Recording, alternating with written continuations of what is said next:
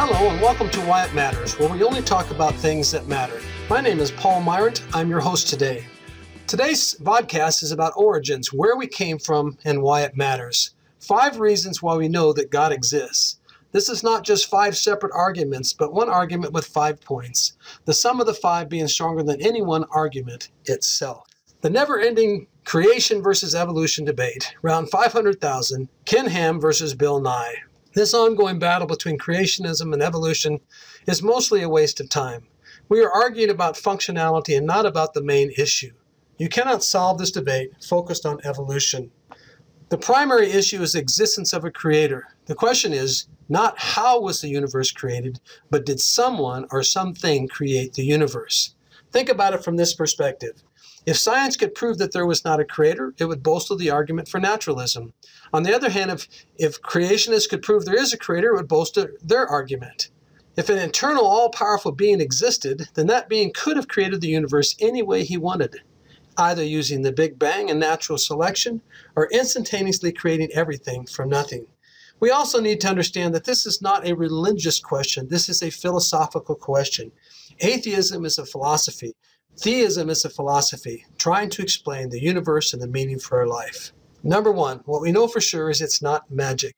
The universe did not magically appear. It had a cause. When I was in junior high, I used to daydream that I was a part of somebody's dream and my world was not real. Of course, it's not true. It is real. Many people don't want to answer this question, but I believe it is the ultimate question. Is there an ultimate cause? Did someone cause the universe to come into existence? Frankly, the Bible and religion never seek to prove God's existence. The Bible just declares it. Let me read from Romans 1. Since what may be known about God is plain to them because God has made it plain. For since the creation of the world, God's invisible qualities, his eternal power and divine nature have been clearly seen, being understood from what is made, so that men are without excuse. Psalm 19 says, the heavens declare the glory of God. The skies proclaim the work of his hands. Day after day they pour forth speech. Night after night they display wonders. To know God, a person must believe in him. Hebrews says, he that comes to God must believe that he is, and that he rewards those who diligently seek him. I find that most atheists will acknowledge that there may be something out there that caused the universe, just as long as it's not the God of the Bible. Carl Sagan said, since the birth of the universe could now be explained by the laws of physics alone, he concluded that there was nothing for a creator to do, and every thinking person was therefore forced to admit the absence of God. Richard Dawkins said, faith in a creator is the great cop-out, the great excuse to evade the need to think and evaluate evidence. Faith is belief in spite of, even perhaps because of, the lack of evidence. My response to him is that I do not believe in God by faith. I believe it takes zero faith to believe in God. It is the only way the universe could have come into existence. In 1992, there was an article in the Denver Post, Science Finds God. That night, the 2 scientists appeared on Nightline with Ted Koppel. Koppel asked them a couple of really good questions. He first asked, would you please explain to us in layman's terms what the Big Bang is? Well, they explained that if you could imagine this rock and everything in the universe was packed into this rock, it wasn't just smooth, but it had crevices and different indentations. Each of those meant something. One day that exploded, expanded, and became everything that we had. Well, Koppel then asked them another great question. He says, well, where did the rock come from? Well, their response was, well, we don't know. We leave that up to philosophers and to religion.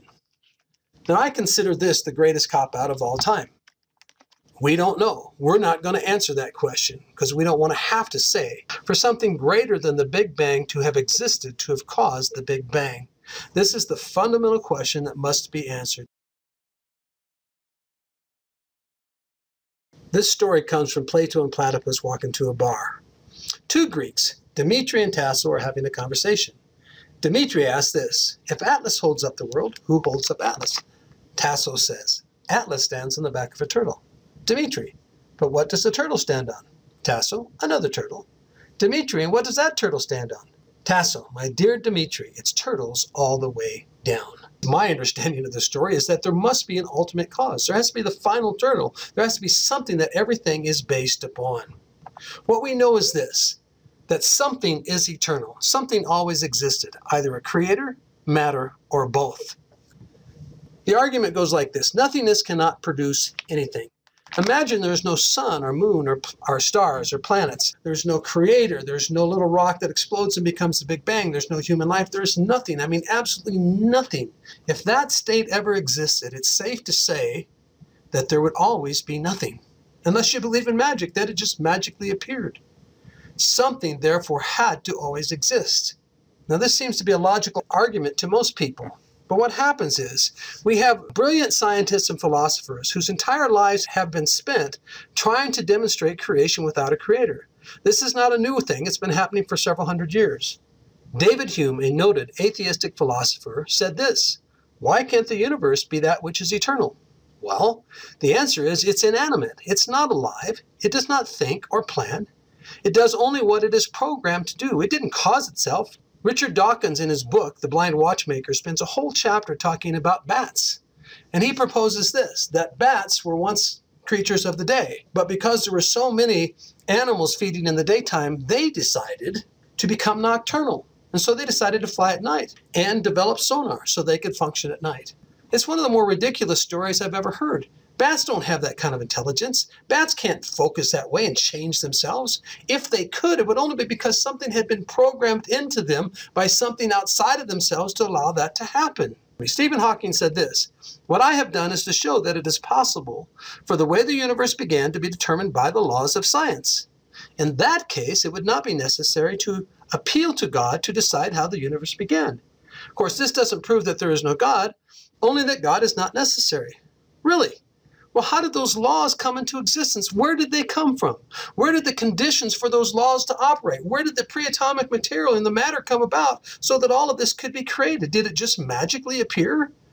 He goes on and says this: if the Big Bang represents the beginning of the universe, there must be a cause for its beginning, a creator. So long as the universe had a beginning, we could suppose it had a creator. But if the universe is really completely self-contained, having no boundary or edge, it would have neither a beginning nor an end. It would simply be. What place then for a creator? And then in his book, The Grand Design, he says, given the existence of gravity, the universe can and will create itself from nothing. Spontaneous creation is the reason why there is something rather than nothing, why the universe exists, why we exist. Do you believe in magic? I'm dumbfounded. I mean, this brilliant man goes from it's eternal, it's created, there must be a creator. He goes back and forth. We're left with this. It's not magic. We can say for certain that the universe did not magically appear out of nothingness, that something is its cause, and that cause is eternal and always existed.